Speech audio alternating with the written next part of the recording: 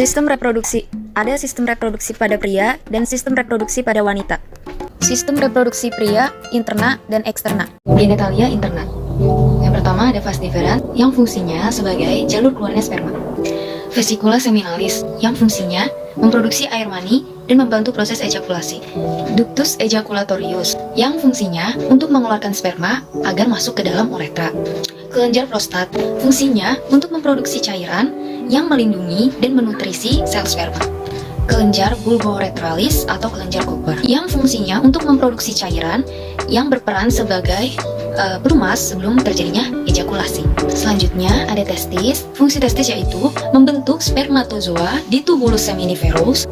Yang terakhir ada epididymis. Fungsi bagian ini yaitu sebagai saluran penghantar testis, mengatur sperma sebelum ejakulasi dan memproduksi semen. Genitalia eksterna. Penis, organ reproduksi pria yang berfungsi sebagai jalan keluarnya urin dan sperma. Skrotum, kantong kulit yang longgar dan menggantung di belakang penis, berfungsi melindungi testi dan mendukung fungsi testi dalam produksi sperma.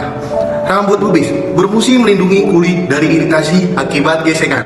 Sistem reproduksi wanita, interna dan eksterna. Genitalia interna. Yang pertama ada vagina, berfungsi sebagai jalan keluarnya bayi saat persalinan dan tempat keluarnya darah saat menstruasi. Yang kedua ada uterus atau rahim, bentuknya kurang lebih seperti buah fil, berfungsi sebagai tempat menunjangnya perkembangan dan pertumbuhan janin. Yang ketiga ada tuba fallopi, berfungsi sebagai tempat berjalannya sel telur dari ovarium menuju rahim saat ovulasi dan sebagai tempat bertemunya sel telur dengan sperma saat proses pembuahan. Dan yang keempat ada ovarium atau indung telur, fungsinya menghasilkan sel telur dan hormon seks seperti estrogen dan progesteron. Genitalia eksternal atau vulva dibagi menjadi 5 macam. Pertama, ada mons pubis atau mona veneris. Fungsinya sebagai perlindungan untuk kemaluan. Kedua, ada labia mayora. Fungsi melindungi organ internal di sistem reproduksi wanita. Ketiga, ada labia minora.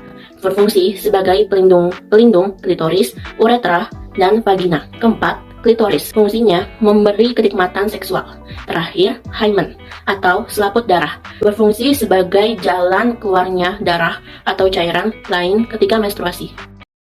Gangguan sistem reproduksi pada pria. Yang pertama itu ada kanker testis, yaitu kanker atau tumor ganas yang tumbuh di testis atau di buah zakar.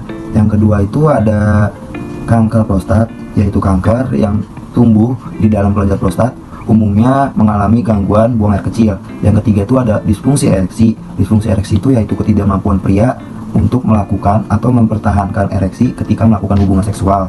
Yang keempat ada klitorkismus, yaitu kondisi ketika satu atau kedua testis tidak terlihat karena tidak terjadi penurunan testis pada ke tempat asalnya. Gangguan sistem reproduksi pada wanita. Yang pertama, ada endometriosis. Adalah kondisi ketika endometrium tumbuh di luar dinding rahim. Pada kondisi ini, endometrium dapat tumbuh di indung telur atau ovarium, lapisan dalam perut atau peritoneum, usus, vagina, atau saluran kemih. Yang kedua adalah mioma uteri.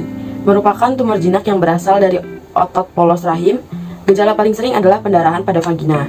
Tumor ini sering menjadi penyebab subfertilitas wanita dan pada kehamilan dapat menyebabkan abortus dan prematuritas. Ketiga, kanker serviks.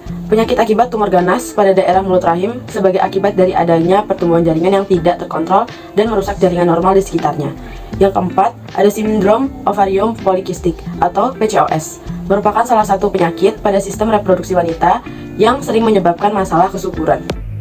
Nah, jadi sistem reproduksi pria dan wanita itu berbeda. Sistem reproduksi harus kita jaga supaya tidak menimbulkan masalah yang mengganggu kesehatan tubuh kita. Semoga teman-teman paham tentang sistem reproduksi setelah menonton video kami.